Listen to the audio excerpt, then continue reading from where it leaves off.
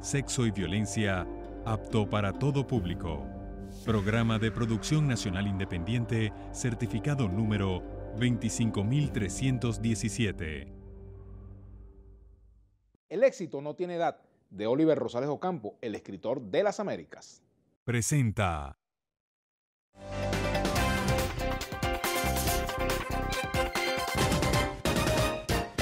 Muy buenas tardes, queridos amigos. Bienvenidos a Vladimir a la Una. Hoy tenemos como invitado a Irán Gaviria. Él es productor agropecuario, ha sido parlamentario también, diplomático y además es el presidente del partido Puente, a quien le damos la bienvenida. Irán, gracias por venir. Gracias por venir al programa. Gracias por la invitación. Hay muchos temas, hay dos que creo por los cuales debemos arrancar.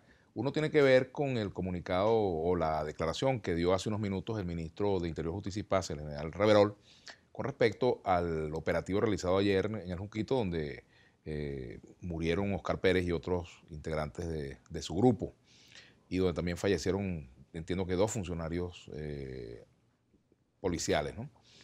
Me gustaría un poco tu reflexión sobre lo ocurrido el día de ayer, ¿no? Sí, es un hecho que hay que condenar sin ningún tipo de titubeos. Y además, como tú lo señalaste ayer en tu declaración, pedir una investigación exhaustiva que produzca el esclarecimiento del hecho y el establecimiento de responsabilidades. Hay dudas que surgen frente a un hecho en el que hay uso desproporcionado, desigual y tal vez premeditado de la fuerza de fuego, con este resultado de víctimas lamentables. ¿Qué dudas surgen? ¿Por qué no estaba allí presente, como en otros acontecimientos similares, el Ministerio Público, la Defensoría del Pueblo, los medios de comunicación social? A esta hora todavía no tenemos un pronunciamiento del fiscal general de la República nombrado por la Asamblea Nacional Constituyente. ¿Por qué? Bueno, ni de la Defensoría tampoco. Ni de la Defensoría tampoco. Pero señalo a Tarek William Saab porque él fue defensor del pueblo y durante muchos años, y a ti te consta, fue defensor de derechos humanos. ¿Por qué su silencio?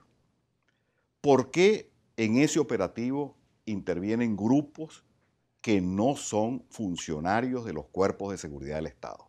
¿Por qué intervienen colectivos? ¿A título de qué? ¿Por qué? Que por cierto me llama la atención, Irán, el hecho de que al menos no lo escuché. Yo escuché la declaración del general Reverol y no escuché que nombrara a Heiker Vázquez, integrante del colectivo Tres Raíces, 23 de enero, quien falleció durante este operativo.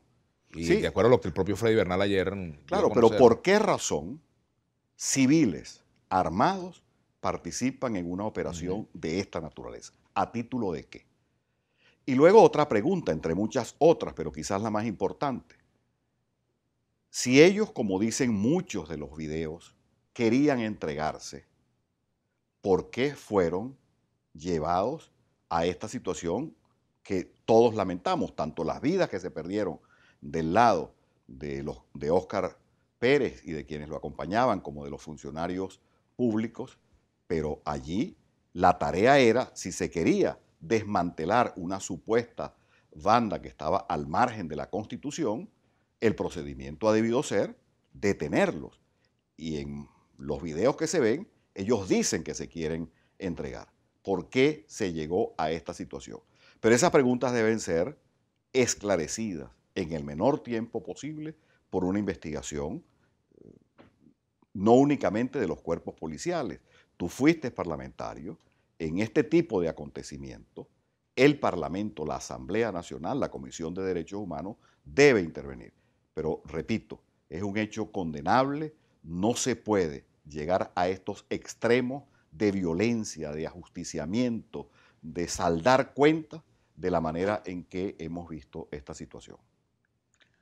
Ahora, cuando tú hablas de una investigación por el Parlamento, sabemos que el Parlamento está declarado en desacato por el Tribunal Supremo de Justicia. ¿Qué efecto tendría una investigación del Parlamento?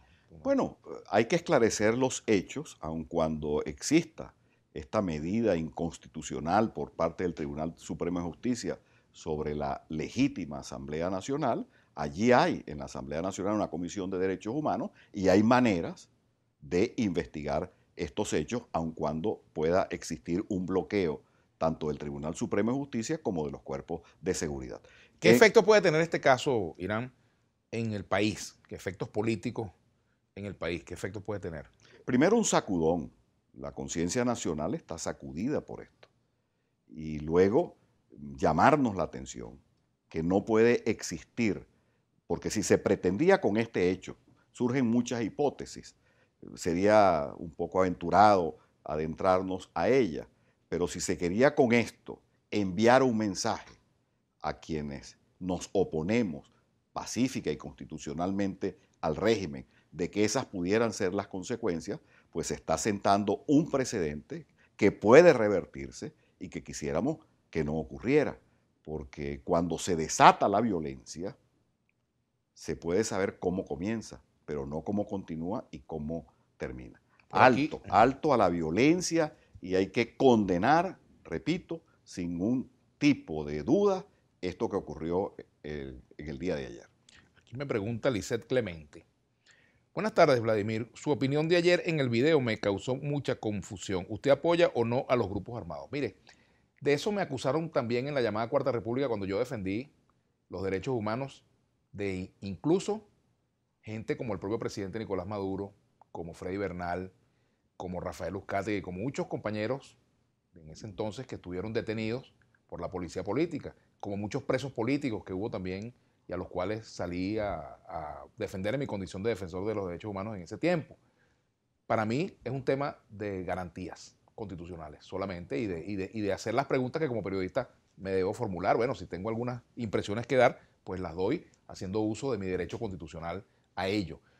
No puede ser que porque hay un planteamiento de que se aplique el Estado de Derecho, entonces que uno es delincuente o apoya delincuentes. Esa es una manera muy simple de justificar cualquier cosa. Y hay que estar en el pellejo de cada persona que le pasa una cosa como esta para luego, digamos, opinar o también fijar posición sobre estas cosas, ¿no?